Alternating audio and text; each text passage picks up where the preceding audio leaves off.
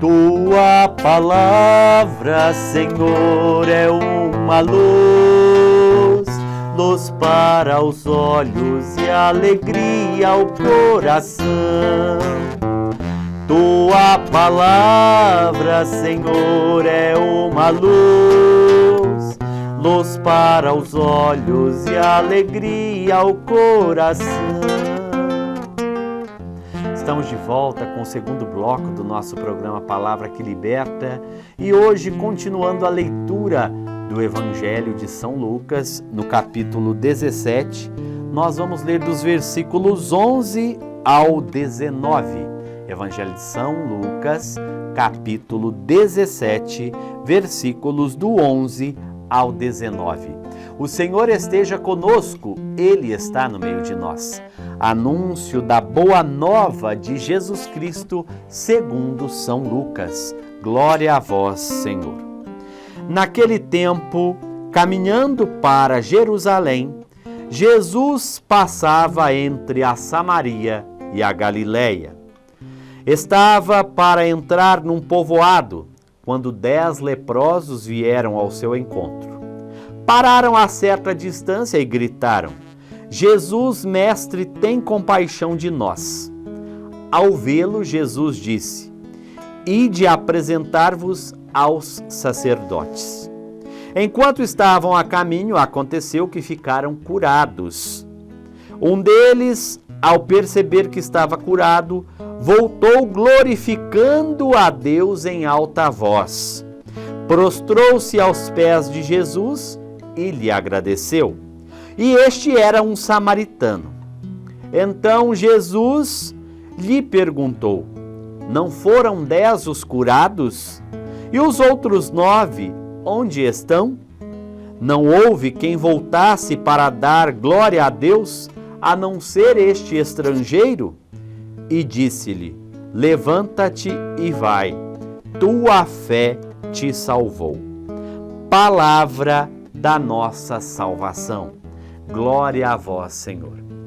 Meus irmãos e minhas irmãs, este trecho, que é a continuidade do capítulo 17 do evangelista São Lucas, que nós começamos a ler na segunda-feira em nosso programa no versículo 1, continuamos ontem dos versículos 7 ao 10 e prosseguindo hoje dos versículos 11 ao 19, mostra o episódio da cura dos 10 leprosos dentro de um contexto aqui no Evangelho que chama atenção para a dimensão da nossa fé.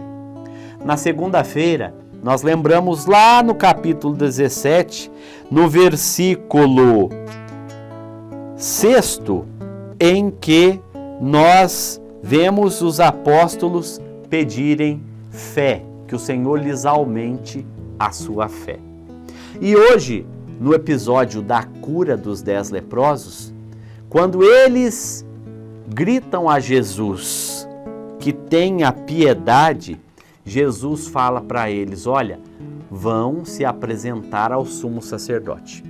Os leprosos, pela sua condição de impureza e de contaminação, eram condenados a viverem em aldeias distantes da vida em sociedade, na religião judaica, em Jerusalém, por uma questão de serem considerados pessoas impuras e também, é claro, pela questão da contaminação, que era uma doença ali que gerava muito temor nas pessoas na época. E Jesus fala para os 10, vão se apresentar ao sumo sacerdote. A mensagem que vem a nós aqui neste evangelho é de um ato de fé dos 10 leprosos, porque Jesus não falou que eles estavam curados.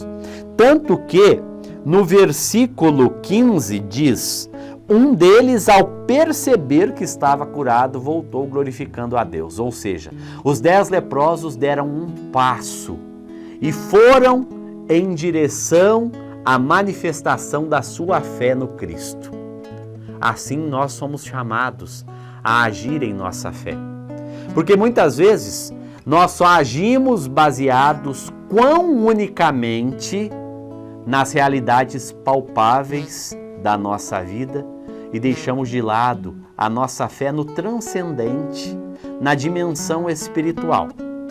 Não devemos ser fundamentalistas e ingênuos, é claro, mas a manifestação da nossa fé em Deus para que Ele possa realizar transformação e milagres em nossa vida deve estar sempre permeada da realidade concreta da nossa existência, mas também da realidade espiritual. Os leprosos acreditaram naquilo que eles não estavam vendo. Jesus fala para eles irem se apresentar ao sumo sacerdote. E no caminho eles constatam que estão curados. Quantas vezes deixamos de dar passos na nossa fé porque não confiamos e não acreditamos no Senhor, não é verdade? Quantas vezes nós recuamos? Quantas vezes nós, por medo, por insegurança, deixamos de fazer a nossa vida um instrumento, um sinal da nossa fé em Deus? Hoje nós somos chamados a retomarmos esta dimensão da nossa vida com o Senhor. Deixemos de ser pessoas incrédulas, acreditemos mais em Deus.